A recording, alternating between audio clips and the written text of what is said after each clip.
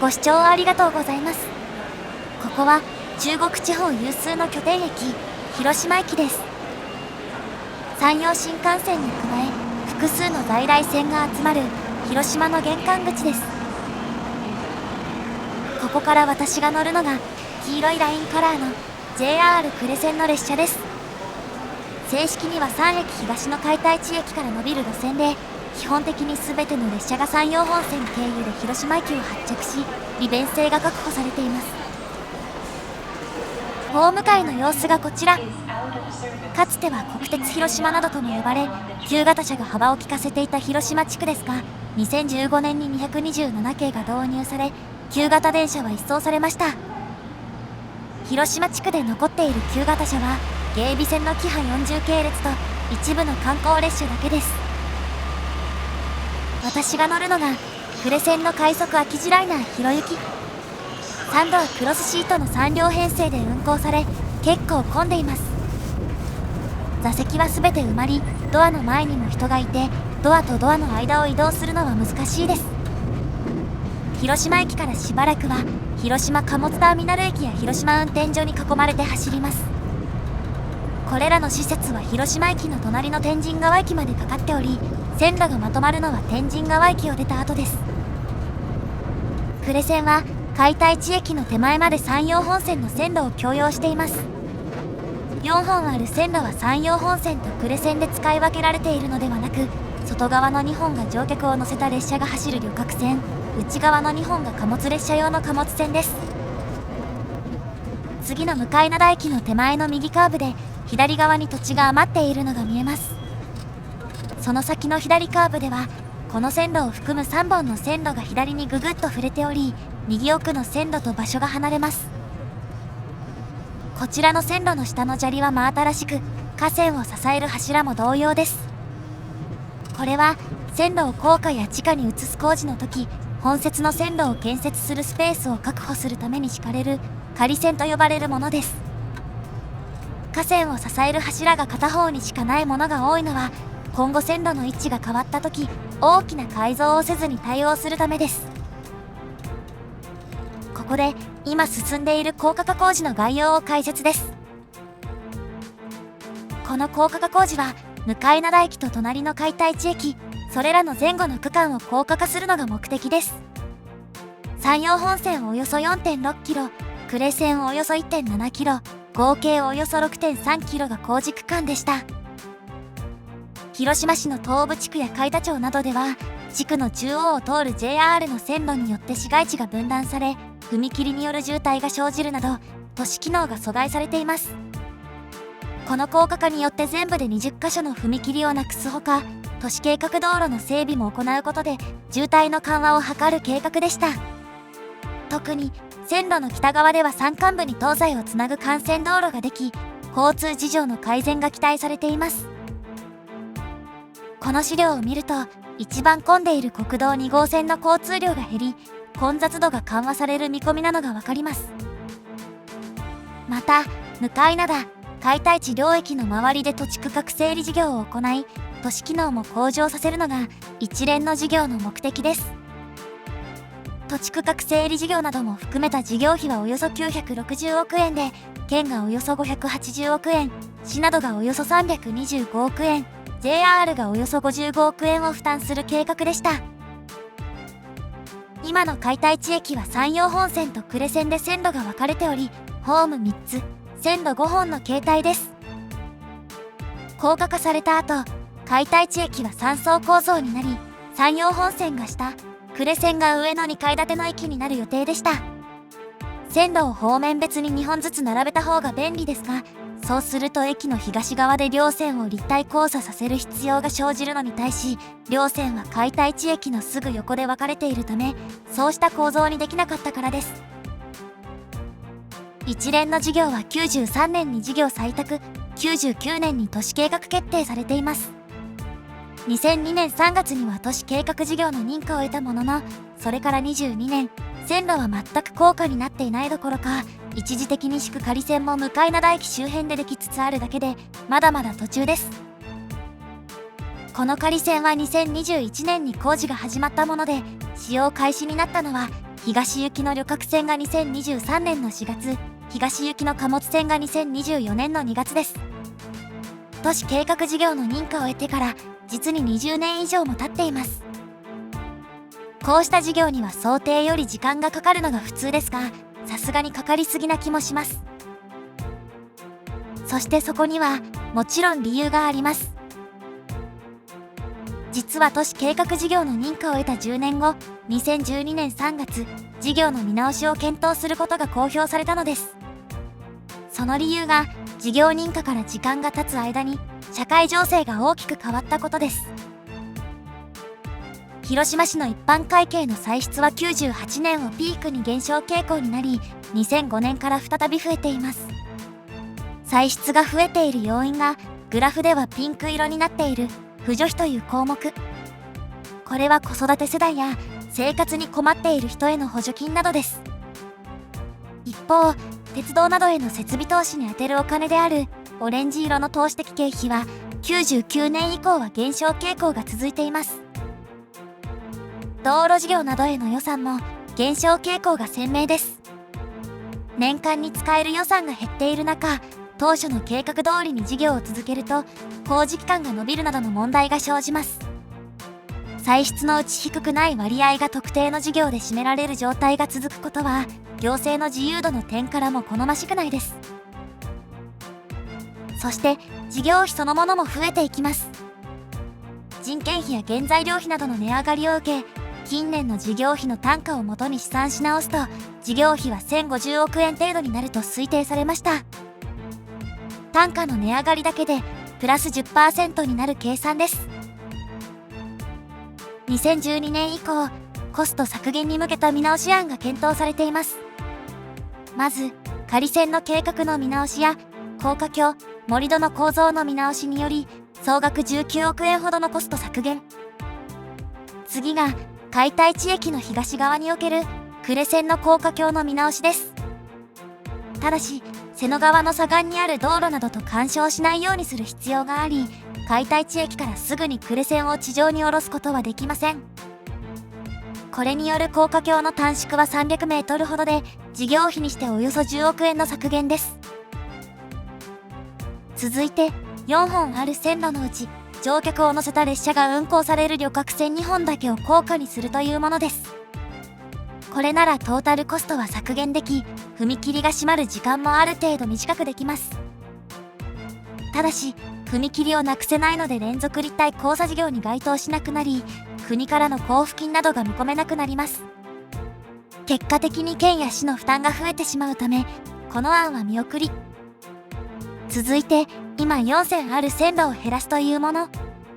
線路が減ればコストは減らせますが、今の運行ダイヤが維持できなくなり、利便性や安全性が低下するため、こちらも見送られています。コストを抑えつつ、事業の目的も損なわない見直し案がこちら。最大のポイントは、工事区間を東西2つに分け、西側を1期区間として先行させることです。この結果、2期区間との間には踏切が1箇所残ります。また、2期区間の真ん中にある解体地駅では、当初は山陽本線と呉線を上下に重ねた3階建ての構造だったのが、2つのホームと4本の線路が横一線に並ぶ、よくある高架駅になっています。また、解体地駅の東側の高架橋も短くしたため、山陽本線の4カ所、呉線の1カ所、合計5カ所の踏切が残ります。事業区間全体では、廃止される踏切は20カ所から14カ所に減ります。これらの見直しにより、高架化される距離は1期区間がおよそ2キロ、2期区間のうち山陽本線がおよそ 1.1 キロ、呉線がおよそ 0.9 キロとなり、合計およそ 4.0 キロになります。これは見直し前のおよそ3分の2です。事業費は1050億円から770億円に減ります。廃止される踏切は減りましたが、事業費は当初想定された960億円よりもさらに少なくなり、財政への負担も減ります。1期区間を先行させることで、部分的とはいえ、事業の効果を早いうちに実現できます。うまくバランスを取った見直し案ですが、実際に進んでいる工事はこの内容とは違います。現在進んでいる工事の内容がこちら。見直し案では離れていた1期区間と2期区間はくっついており、間にあった踏切は改めて廃止されることになっています。解体地駅は当初案と同じ2層構造に戻されるほか、東側の高架橋は長くなり、呉線の1カ所の踏切が新たに廃止されることになりました。事業費は770億円から915億円に増え、当初想定された960億円よりまだ少ないとはいえ、見直し案より145億円も増えています。年間の投資額を大きく増やさないように、工事期間も2年ほど延びて17年になっています。工事の様子を見つつ、一見不可解な変化の理由と一連の事業の未来を解説します。まずは向稲田駅の映像です。向稲田駅のホームのうちこちら側は仮線への移行に伴って作られた仮設のもので、北口も同時に作り変えられています。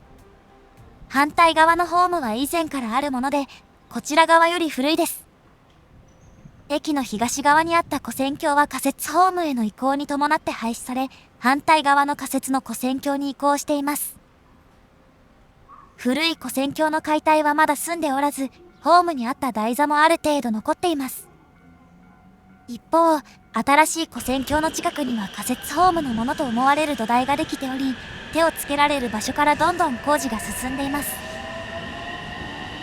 今は外側の2線が旅客線、内側の2線が貨物線ですが、高架化が完了した時には外側の2線を呉線が、内側の2線を山陽本線と貨物列車が使うように再編されます。仮設ホームの外側には使われなくなった枕木があります。この仮設の跨線橋にはエレベーターやエスカレーターがありません。この駅には自由通路もないので、南北を行き来するには駅の隣の踏切を使うことになります。将来階段を追加できるようにするためか、屋根の一部が横に張り出しているのがわかります。跨線橋はコスト重視の構造で、側面には窓がなく、上の方に換気用の隙間があるだけです。光がほとんど差さないので、日中でも電気がついていないと暗いです。隣のホームにやってきました。古い跨線橋の鉄骨はまだそのままです。解体するのに手間がかかるので、真下の線路が仮線に移ってからまとめて解体するのでしょうか。こちらのホームには付け根が残っており、床のサインもそのままです。向稲田駅が開業したのは1920年、大正9年。今の設備がいつ頃できたのかはわかりませんが、このホームができた時は高さが今より低く、後からかさ上げされたためか、窓が相対的に低い位置にあります。木製の柱で支えられた味わいのある施設も、そう長くはないようです。2011年まで駅の出口はこちらのホームだけにありました。駅舎の内部には吹き抜けがあり、開放感抜群です。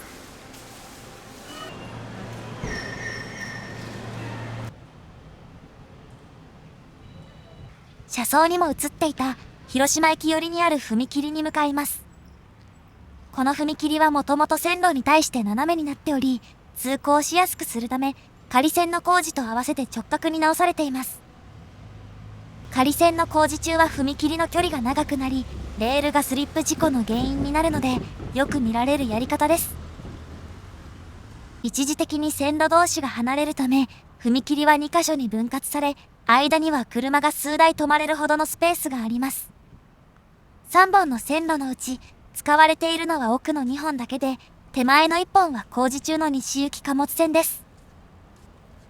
西行き貨物線の横には、将来遮断機を設置するための台座があり、さらにこの踏切の前後では、その後で仮線に移される西行き旅客線の線路もあります。反対側では4本の仮線が奥まで伸びており、左から2番目の西行き貨物線の上には架線もあるほか、奥には信号機もあります。向きを変えれば普通に使えそうで、仮線への切り替えもそう遠くないように見えます。その横には、役目を終えた東行き貨物線の線路が残っています。この動画では、位置関係を重視して西行き東行きという言い方をしていますが、山陽本線は東行きが上り線、西行きが下り線なので、上り線の略である上の文字があります。ちなみに北口の様子がこちら。規模は小さいものの、ロータリーが整備されています。また、その横には8月からレンタサイクルのポートが設置されています。近くの看板では、仮線の工期は2026年10月までとされており、まだまだ先は長いです。呉線の列車で、隣の解体地駅まで行きます。駅の東側でも、西行き貨物線の仮線の工事が進んでいます。向灘駅の旧ホームや、東行き旅客線と貨物線の旧線を撤去して捻出した土地に残りの部分を敷き、仮線への移行を進める予定です。S 字カーブを抜けた先で線路は左右に分かれます。山陽本線の列車は左に進むのに対し、呉線の列車は右に進みます。ここから次の解体地駅までの間が計画見直しで大きな影響を受けた場所、1期区間と2期区間の境目です。この線路は高さを上げて高架になり、隣にある2本の線路を乗り越え、その右に出ます。ちょっと見づらいですが、交差部分の直前には小さな踏切も見えます。解体地駅の東側で二手に分かれる山陽本線と呉線ですが、両線の列車が振り分けられるのは向灘駅と解体地駅の間です。序盤で触れた通り、解体地駅が両線の線路が離れる場所ギリギリにあるため、ポイントなどを設置できず、駅の西側で列車を振り分けるしかないからです。当初の計画では、駅の西側で呉線の線路を山陽本線より高い場所に持ち上げ、解体地駅を挟んだ区間全体で山陽本線を乗り越える予定でした。ところが見直し案では、解体地駅の2層構造は取りやめになり、呉線と山陽本線が隣り合っています。この乗り越し設備の線路の配置がこちら。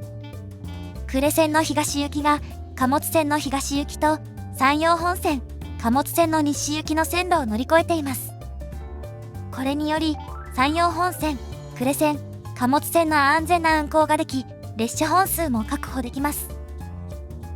そのため、この立体交差は何らかの形で残す必要があるのです。見直し案では、事業費を減らすため、解体地駅の2層構造をやめて山陽本線と呉線の高架橋を短くします。また、向灘駅との間で線路を一旦地上に下ろしてこの立体交差を使うことで、利便性を損なわなくて済むというわけです。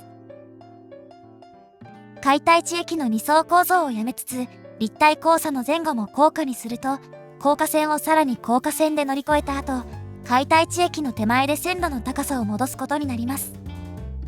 当初案では線路を持ち上げるだけなのに対し、持ち上げてから下ろすことになるため、仮線のために必要な土地が増えます。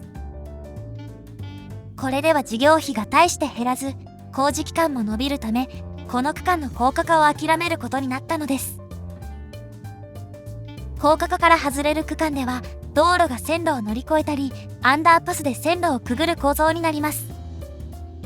ただし、立体交差の真ん中にある踏切だけは、踏切が残ります。今の踏切は北と南に分かれ、全体でおよそ40メートルあります。立体交差の東側で合流する山陽本線の旅客線と貨物線を西側で合流させ、一番北の線路をなくすことで北側の踏切をなくし、横断距離を20メートルに短縮する計画です。踏切自体の交通量などを検討した結果、道路の立体化は見送りになっています。そしてここまでが見直し案の内容で、2015年6月の公表以来、地域の理解を得られるよう説明会などが行われたものの、十分な成果が得られませんでした。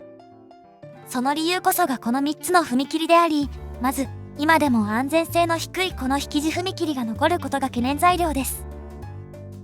さらに、東隣の踏切のアンダーパスは鉄道沿いの道路に直接つながらず、大きな迂回が必要になるため不便です。反対側、西隣の踏切では、踏切の代わりに整備する跨線橋が鉄道沿いの道路などに直接つながらず、こちらも不便。反対する住民もいる中、これでは用地買収が進まず、実現性が乏しいです。というわけで、これら3つの踏切の課題解決のため、新たな計画が模索されました。基本的に踏切跡地の道路あるいはその代替道路において一般的な緊急車両が通れるよう高架橋が高さ 3.2 メートル以上になること。そして一番東にある踏切は他より大きな道路になるため大型車を含むたくさんの車両が通れるよう高架橋が高さ 4.7 メートル以上になることです。それを踏まえ列車のスムーズな運行に不可欠な立体交差の位置が検討されました。今の場所で立体交差させる案は高架橋の高さが足りず道路の通行制限が増えるほか高架橋自体も勾配などが増えて利便性が下がり工事中の仮線の土地も増えます。そのため当初案と同じように解体地駅を2階建てにし駅の前後で立体交差させる案になりました。構造が似ているので結果的に当初案の金額に近くなったというわけです。2012年2月に事業の見直しに着手することが発表された後関係者や住民との調整が難航し2016年3月には鉄道の事業認可が失効しています。その後2018年2月に解体地駅を2階建てにする案を自治体が了承し地元説明会などを経て2019年5月に都市計画が変更され同年10月に事業認可が再取得されたことで工事が本格化しました。この辺りは2期区間なので仮線の整備も始まっていないです。解体地駅に到着です。この駅にはホーム3つ線路5本があり3本の線路を山陽本線が2本の線路を呉線が使います。またホームに面していない線路もいくつかあります。コスト削減のために施設は大胆に再編されホーム2つ線路4本の非常にシンプルな構造になる予定です。この駅の2022年度の乗車人員は1日平均で8975人。これは向田駅の8585人とほぼ同じです。山陽本線は中国地方の貨物列車のメインルートなので貨物列車が結構な頻度で走ります。解体地駅が開業したのは1894年で向田駅よりだいぶ前です。その後1984年には駅舎が線路の上に移設されています。エレベーターもありバリアフリー対応しています。駅舎の様子がこちら。向田駅のようなレトロ感はないですが天井は高くて開放感があります。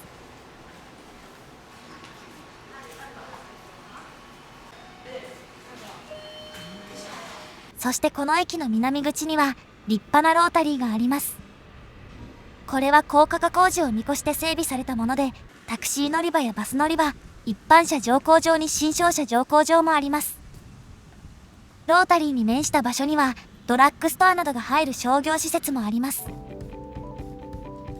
解体地駅は2期工事の範囲にあるため駅が高架になるのはまだまだ先です。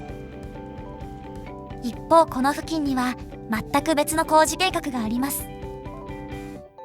それが解体地駅と隣の秋中野駅の間の新駅構想です。海田町は2023年度の予算で1800万円を計上し新駅の設置可能性に関する基本調査を行うとしています。駅から半径2キロ以内に1万5000人が住み新駅ができれば1日6800人ほどの利用が見込めるといいます。駅舎やホーム駅前広場などの整備費用はおよそ38億円以上と試算されており用地買収の費用などを加えればさらに増えます。これらの費用は自治体の負担になると見込まれるため2024年度中にさらなる検討や協議を進めるかどうかの方向性を決める予定です。2期に分かれる高架化事業のうち1期区間は2030年春の完成予定で2期区間は2036年頃の完成予定になっています。この新駅は見直し前の高架化事業の範囲にすら入っておらず高架化事業への影響はありません。高架化工事が完成する前に新駅が開業し思わぬところから街が変わっていくかもしれないです。ご視聴ありがとうございました。